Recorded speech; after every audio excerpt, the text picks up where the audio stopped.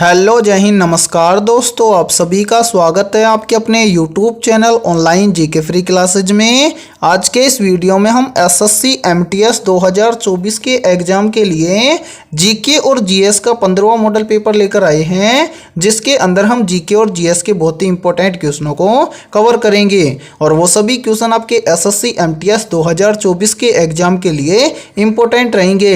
इसलिए इस जीके और जीएस के 15वें मॉडल पेपर को आपको कंप्लीट देखना है और इस मॉडल पेपर के एंड में आपको बताना है कि आपके टोटल कितने क्वेश्चन है सही होते हैं। तो चलिए शुरू करते हैं इस जीके और जीएस के 15वें मॉडल पेपर को बिना देरी के। पहला प्रश्न है आप सभी के सामने, गिर राष्ट्रीय उद्यान निम्नलिखित में से किस राज्य में स्थित है? मोस्ट इंपोर्टेंट प्रश्न है ये। ऑप्शन ए है गुजरात में, ऑप्शन बी है केरल में, ऑप्शन सी है पंजाब में और ऑप्शन डी है कर्नाटक में। तो यहाँ पर देखिए इन चारों में से करेक्ट आंसर हो जाएगा सभी का ऑप्शन है ए, यानी कि गिर राष्ट्रीय उद्यान जो स्थित है वो स्थित है गुजरात राज्य में। तो करेक्ट आंसर हो जाएगा सभी अभ्यर्थियों का ऑप्शन है ए। तो चलिए अगला प्रश्न देखते हैं। दूसरा प्रश्न है आप सभी के सामने, भारत में निम्नलिखित में से किस खेल की उत्पत्ति हुई है? ऑप्शन ए है फुटबॉल की, ऑप्शन सी है टेनिस की, ऑप्शन सी है कबड्डी की और ऑप्शन डी है क्रिकेट की। तो जल्दी से बताइए इस प्रश्न का करेक्ट आंसर है क्या होगा। पूछा गया है कि भारत में निम्नलिखित में से किस खेल की उत्पत्ति हुई है। तो यहाँ पर हो जाएगा राइट आंसर सभी का ऑप्शन है सी, यानी कि भारत के अंदर कबड्डी खेल की उत्पत्ति हुई है। तो यहाँ पर हो जाएगा सभी अभ्यर्थियों का राइट आंसर ऑप्शन है सी। तो चलिए अगला प्रश्न देखते हैं। तीसरा प्रश्न है आप सभी के सामने, भारतीय इतिहास में किसे आलमगिरी के नाम से भी जाना जाता था? मोस्ट इंपोर्टेंट प्रश्न है ये, चाहे तो आप इस प्रश्न का स्क्रीनशॉट भी ले सकते हैं। ऑप्शन ए में दिया गया है अकबर को, ऑप्शन बी में दिया गया है जहांगीर को, ऑप्शन सी में दिया गया है औरंगजेब को और ऑप्शन डी में दिया गया है बाबर को। तो यहाँ पर इन चारों में से हो जाएगा राइट आंसर सभी का ऑप्शन है सी, यानी कि भारतीय इतिहास में आलमगिरी के नाम से जाना जाता था औरंगजेब को। तो करेक्ट आंसर हो जाएगा तीसरे के अंदर सभी का ऑप्शन है सी। तो चलिए अगला प्रश्न देखते हैं। चौथा प्रश्न है आप सभी के सामने, निम्नलिखित में से कौन प्रोटीन का स्रोत है? या फिर देखिए इस प्रश्न को ऐसे भी बोल दिया जाता है कि निम्नलिखित में से प्रोटीन का स्रोत कौन सा है? ऑप्शन ए है गेहूं, ऑप्शन बी है दाल, ऑप्शन सी है चावल और ऑप्शन डी है संतरा। तो इन चारों में से देखिए करेक्ट आंसर हो जाएगा सभी का ऑप्शन है बी, यानी कि इन चारों में से जो दाल है ये क्या है, एक प्रोटीन का स्रोत है। तो राइट आंसर हो जाएगा सभी अभ्यर्थियों का ऑप्शन है बी। तो चलिए अगला प्रश्न देखते हैं। पांचवा प्रश्न है आप सभी के सामने, दीपिका कुमारी किस खेल से जुड़ी हुई हैं? या फिर देखिए इस प्रश्न को ऐसे भी कह दिया जाता है कि दीपिका कुमारी का संबंध निम्नलिखित में से किस खेल से है? ऑप्शन ए है टेनिस से, ऑप्शन बी है तीरंदाजी से, ऑप्शन सी है हॉकी से और ऑप्शन डी है शतरंज से। तो जल्दी से बताइए इन चारों में से करेक्ट आंसर है क्या होगा। पूछा गया है कि दीपिका कुमारी का संबंध किस खेल से है या फिर दीपिका कुमारी किस खेल से जुड़ी हुई है। तो यहाँ पर हो जाएगा सभी अभ्यर्थियों का राइट आंसर ऑप्शन है बी, यानी कि दीपिका कुमारी जुड़ी हुई है तीरंदाजी खेल से। तो यहाँ पर हो जाएगा पांचवे के अंदर सभी का ऑप्शन है बी राइट आंसर। और यहाँ पर देखिए यदि ये वीडियो आपको पसंद आ रही है तो जल्दी से एक बार इस वीडियो को लाइक कर दो और चैनल पर यदि आप पहली बार जुड़े हो तो चैनल को कर लो सब्सक्राइब और बेल आइकन को प्रेस करना, ताकि एसएससी एमटीएस 2024 के एग्जाम से संबंधित आने वाली वीडियो का नोटिफिकेशन भी आपको सबसे पहले देखने को मिले। तो चलिए अगला प्रश्न देखते हैं। छठा प्रश्न है आप सभी के सामने, फिल्म बनाने वाले पहले भारतीय कौन थे? तो इन चारों में से आपको जल्दी से बताना है कमेंट सेक्शन के अंदर है कि भारत के पहले फिल्म बनाने वाले व्यक्ति कौन थे। तो यहाँ पर देखिए इन चारों में से हो जाएगा सभी का राइट आंसर ऑप्शन है सी, यानी कि पहले फिल्म बनाने वाले भारतीय थे ढूंढीराज गोविंद फाल्के। तो राइट आंसर हो जाएगा यहाँ पर सभी अभ्यर्थियों का ऑप्शन है सी। तो चलिए अगला प्रश्न देखते हैं। सातवां प्रश्न है आप सभी के सामने, अंगूर में पाया जाने वाला अम्ल कौन सा है? या फिर देखिए इस प्रश्न को ऐसे भी बोल दिया जाता है कि अंगूर में कौन सा अम्ल पाया जाता है। ऑप्शन ए है साइट्रिक अम्ल, ऑप्शन बी है एसिटिक अम्ल, ऑप्शन सी है ऑक्सैलिक अम्ल और ऑप्शन डी है टार्टरिक अम्ल। तो यहाँ पर देखिए इन चारों में से हो जाएगा राइट आंसर सभी का ऑप्शन है डी, यानी कि अंगूर में पाया जाने वाला अम्ल कौन सा है तो वो है टार्टरिक अम्ल। तो राइट आंसर हो जाएगा 7वें के अंदर सभी का ऑप्शन है डी। तो चलिए अगला प्रश्न देखते हैं। 8वां प्रश्न है आप सभी के सामने, जनवरी 2024 में 16वें वित्तीय आयोग के अध्यक्ष के रूप में किसे नियुक्त किया गया है। वेरी वेरी इंपॉर्टेंट प्रश्न है ये, और ये प्रश्न करंट अफेयर से संबंधित प्रश्न है। पूछा गया है कि जनवरी 2024 में 16वें वित्तीय आयोग के अध्यक्ष के रूप में किसे नियुक्त किया गया है। ऑप्शन ए में दिया गया है अमिताभ कांत को, ऑप्शन बी में दिया गया है राजीव कुमार को, ऑप्शन सी में दिया गया है अरविंद सुब्रमण्यम को और ऑप्शन डी में दिया गया है डॉक्टर अरविंद पनगड़िया को। तो यहाँ पर हो जाएगा इन चारों में से राइट आंसर सभी का ऑप्शन है डी, यानी कि जनवरी 2024 में 16वें वित्तीय आयोग के अध्यक्ष के रूप में नियुक्त किया गया है किसको, तो ये किया गया है डॉक्टर अरविंद पनगड़िया को। तो राइट आंसर हो जाएगा 8वें के अंदर सभी का ऑप्शन है डी। तो चलिए अगला प्रश्न देखते हैं। 9वां प्रश्न है आप सभी के सामने, ओलंपिक एथलेटिक स्पर्धा के फाइनल में पहुंचने वाले पहले भारतीय पुरुष एथलीट कौन थे। इंपॉर्टेंट प्रश्न है ये। ऑप्शन ए है माइकल किंडो, ऑप्शन बी है मिल्खा सिंह, ऑप्शन सी है सुरजीत सिंह और ऑप्शन डी है अजीतपाल सिंह।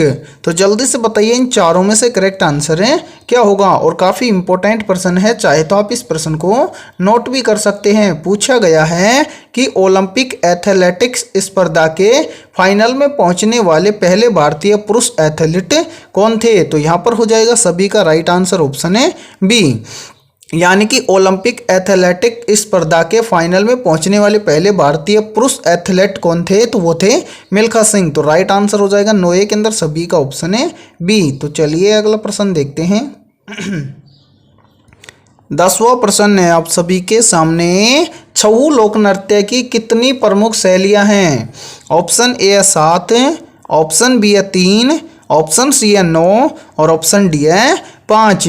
तो यहाँ पर देखिए इन चारों में से हो जाएगा राइट आंसर सभी का ऑप्शन है बी, यानी कि छऊ लोक नृत्य की प्रमुख कितनी शैलियां हैं, तो इसकी शैलियां हैं 3। तो राइट आंसर हो जाएगा सभी अभ्यर्थियों का ऑप्शन है बी। और यदि ये वीडियो आपको पसंद आ रही है तो जल्दी से एक बार इस वीडियो को लाइक कर दो, और चैनल पर यदि आप पहली बार जुड़े हो तो चैनल को कर लो सब्सक्राइब और बेल आइकन को प्रेस करना, ताकि एसएससी एमटीएस 2024 के एग्जाम से संबंधित आने वाली वीडियो का नोटिफिकेशन आपको सबसे पहले देखने को मिले।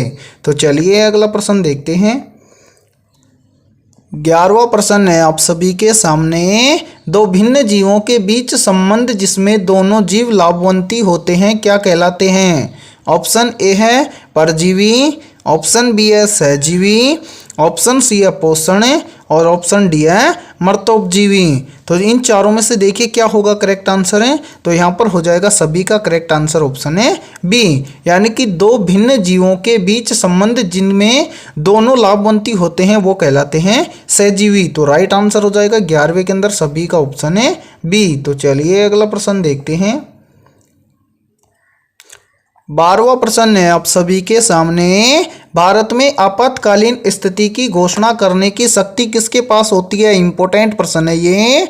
ऑप्शन ए में दिया गया है उपराष्ट्रपति के पास, ऑप्शन बी में दिया गया है राष्ट्रपति के पास, ऑप्शन सी में दिया गया है प्रधानमंत्री के पास और ऑप्शन डी में दिया गया है भारत के मुख्य न्यायाधीश के पास। तो जल्दी से बताइए इन चारों में से करेक्ट आंसर है क्या होगा। पूछा गया है कि भारत में आपातकालीन स्थिति की घोषणा करने की शक्ति किसके पास होती है। तो यहाँ पर हो जाएगा करेक्ट आंसर सभी का ऑप्शन है बी, यानी कि भारत में आपातकालीन स्थिति की घोषणा करने की शक्ति होती है राष्ट्रपति के पास। तो राइट आंसर हो जाएगा 12वें के अंदर सभी का ऑप्शन है बी। और यहाँ पर देखिए एक प्रश्न और भी पूछ लिया जाता है, यहीं से पूछा जाता है कि राष्ट्रपति अपना त्यागपत्र किसको देता है। तो याद रखना जो राष्ट्रपति होता है ये अपना त्यागपत्र देता है उपराष्ट्रपति को, ठीक है। फिर यहीं से एक प्रश्न और बन जाता है कि उपराष्ट्रपति अपना त्यागपत्र किसको देता है। तो याद रखना उपराष्ट्रपति अपना त्यागपत्र देता है राष्ट्रपति को। तो इन दोनों प्रश्नों को भी आप अच्छे से याद रखना, और इस प्रश्न का राइट आंसर हो जाएगा सभी का ऑप्शन है बी। तो चलिए अगला प्रश्न देखते हैं।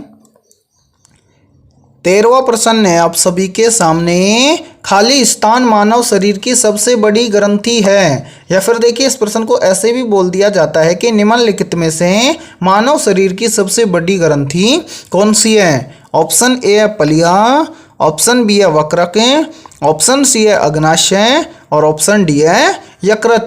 तो यहाँ पर देखिए इन चारों में से हो जाएगा राइट आंसर सभी का ऑप्शन है डी, यानी कि मानव शरीर की सबसे बड़ी ग्रंथि होती है यकृत ग्रंथि। तो 13वें के अंदर राइट आंसर हो जाएगा सभी अभ्यर्थियों का ऑप्शन है डी। तो चलिए अगला प्रश्न देखते हैं। 14वां प्रश्न है आप सभी के सामने, निम्नलिखित में से किस ईंधन का उपयोग ताप विद्युत संयंत्रों में नहीं किया जाता है। इंपॉर्टेंट प्रश्न है ये भी। ऑप्शन ए में दिया गया है ईंधन तेल का, ऑप्शन बी में दिया गया है प्राकृतिक गैस का, ऑप्शन सी में दिया गया है यूरेनियम का और ऑप्शन डी में दिया गया है कोयला का। तो जल्दी से बताइए इन चारों में से करेक्ट आंसर है क्या होगा। पूछा गया है कि निम्नलिखित में से किस ईंधन का उपयोग ताप विद्युत संयंत्रों में नहीं किया जाता है। तो 14वें के अंदर जिस भी अभ्यर्थी ने कमेंट सेक्शन के अंदर ऑप्शन सी को कमेंट किया है तो उन सभी अभ्यर्थियों का करेक्ट आंसर हो जाएगा ऑप्शन है सी, यानी कि इन सभी में से जो यूरेनियम ईंधन है इसका उपयोग ताप विद्युत संयंत्रों में नहीं किया जाता है। तो 14वें में राइट आंसर हो जाएगा सभी का ऑप्शन है सी। तो चलिए अगला प्रश्न देखते हैं। 15वां प्रश्न है आप सभी के सामने, भारत का कौन सा राज्य सर्प नौका दौड़ के लिए प्रसिद्ध है। ऑप्शन ए है महाराष्ट्र, ऑप्शन बी है आंध्र प्रदेश, ऑप्शन सी है केरल और ऑप्शन डी है कर्नाटक। तो जल्दी से देखिए इन चारों में से करेक्ट आंसर क्या होगा। तो यहाँ पर हो जाएगा सभी अभ्यर्थियों का करेक्ट आंसर ऑप्शन है सी, यानी कि सर्प नौका दौड़ के लिए प्रसिद्ध राज्य है भारत का केरल। तो करेक्ट आंसर हो जाएगा 15वें के अंदर सभी का ऑप्शन है सी। तो चलिए अगला प्रश्न देखते हैं। 16वां प्रश्न है आप सभी के सामने, फीफा विश्व कप खाली स्थान प्रत्येक वर्ष होगा। या फिर देखिए इस प्रश्न को ऐसे भी पूछ लिया जाता है कि फीफा विश्व कप प्रत्येक कितने वर्षों में होगा। ऑप्शन ए है 3 वर्षों में, ऑप्शन बी है 2 वर्षों में, ऑप्शन सी है 4 वर्षों में और ऑप्शन डी है 5 वर्षों में। तो करेक्ट आंसर हो जाएगा सभी का ऑप्शन है सी, यानी कि जो फीफा विश्व कप है ये प्रत्येक 4 वर्षों के अंदर होगा। तो राइट आंसर हो जाएगा 16वें के अंदर सभी का ऑप्शन है सी। तो चलिए अगला प्रश्न देखते हैं। 17वां प्रश्न है आप सभी के सामने, किस भारतीय राज्य के पूर्व मुख्यमंत्री श्री कर्पूरी ठाकुर को मरणोपरांत भारत रत्न से सम्मानित किया गया था। ऑप्शन ए है उत्तर प्रदेश राज्य के, ऑप्शन बी है बिहार राज्य के, ऑप्शन सी है राजस्थान राज्य के और ऑप्शन डी है मध्य प्रदेश राज्य के। तो यहाँ पर हो जाएगा करेक्ट आंसर सभी का ऑप्शन है बी, यानी कि बिहार राज्य के जो या फिर भारत के बिहार राज्य के पूर्व मुख्यमंत्री श्री कर्पूरी ठाकुर थे उनको मरणोपरांत भारत रत्न से सम्मानित किया गया था। तो करेक्ट आंसर हो जाएगा यहाँ पर सभी का ऑप्शन है बी। तो चलिए अगला प्रश्न देखते हैं। 18वां प्रश्न है आप सभी के सामने, भारत में पहले टेस्ट मैच का आयोजन किस भारतीय क्रिकेट मैदान पर किया गया था। तो यहाँ पर देखिए इन चारों में से हो जाएगा करेक्ट आंसर सभी का ऑप्शन है सी, यानी कि बॉम्बे जिम खाना जो क्रिकेट स्टेडियम है इसमें भारत के पहले टेस्ट मैच का आयोजन किया गया था। तो करेक्ट आंसर हो जाएगा 18वें में सभी का ऑप्शन है सी। तो चलिए अगला प्रश्न देखते हैं। 19वां प्रश्न है आप सभी के सामने, मानव की श्वास नली में किस प्रकार का उपकला ऊतक उपस्थित होता है। तो यहाँ पर देखिए इन चारों में से हो जाएगा 19वें के अंदर करेक्ट आंसर ऑप्शन है बी, यानी कि मानव की श्वास नली में स्तंभाकार प्रकार का उपकला ऊतक क्या होता है उपस्थित होता है। तो 19वें में हो जाएगा सभी का करेक्ट आंसर ऑप्शन है बी। तो चलिए अगला प्रश्न देखते हैं। 20वां प्रश्न है आप सभी के सामने, रासायनिक अभिक्रिया जो ऊष्मा मुक्त करती है खाली स्थान अभिक्रियाएं कहलाती हैं। ऑप्शन ए है ऊष्मा शोषी अभिक्रिया, ऑप्शन बी है ऊष्मा क्षेपी अभिक्रिया, ऑप्शन सी है प्रकाश रासायनिक अभिक्रिया और ऑप्शन डी है इनमें से कोई नहीं। तो जल्दी से बताइए इन चारों में से करेक्ट आंसर है क्या होगा। पूछा गया है कि रासायनिक अभिक्रिया जो ऊष्मा मुक्त करती है कौन सी अभिक्रियाएं कहलाती हैं। तो यहाँ पर हो जाएगा करेक्ट आंसर सभी का ऑप्शन है बी, यानी कि रासायनिक अभिक्रिया जो ऊष्मा मुक्त करती है वो ऊष्माक्षेपी अभिक्रियाएं कहलाती हैं। तो करेक्ट आंसर हो जाएगा 20वें के अंदर भी सभी का ऑप्शन है बी। तो आज के इस वीडियो में इतना ही। वीडियो पसंद आई है तो जल्दी से एक बार इस वीडियो को लाइक कर दो और चैनल पर यदि आप पहली बार जुड़े हो तो चैनल को कर लो सब्सक्राइब और बेल आइकन को प्रेस करना ताकि एसएससी एमटीएस 2024 के एग्जाम से संबंधित आने वाली वीडियो का नोटिफिकेशन आपको सबसे पहले देखने को मिले। तो फिर मिलते हैं ऐसे ही इंपॉर्टेंट क्वेश्चनों के साथ सुबह 2 बजे।